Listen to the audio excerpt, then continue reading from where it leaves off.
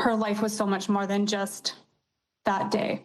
Tara Graham reflects on the passing of her mother, Brenda, who was killed by her domestic partner last year.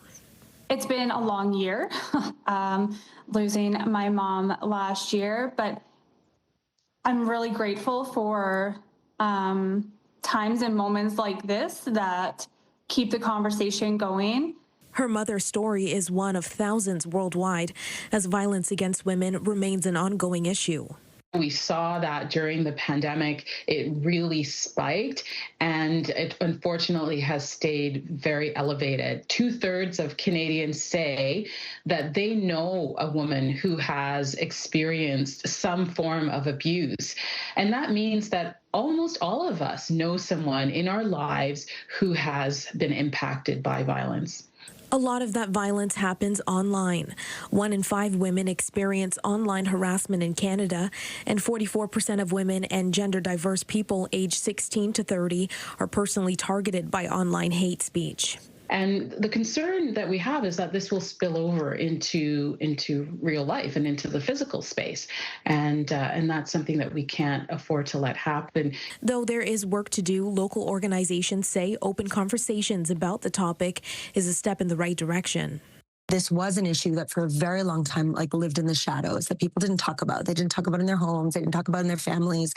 At school and so on. And that is changing. And I think that is probably one of the most significant positive changes that I've seen in the last year or two is that we are talking about gender-based violence at a much higher level in a myriad of different places. And while awareness is key, more support is also needed.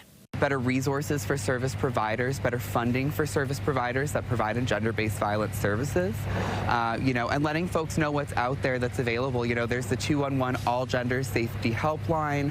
There's the provincial helpline through Transition House Association of Nova Scotia.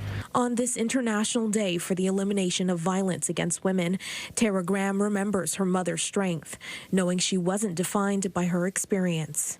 Her life was so much more than that.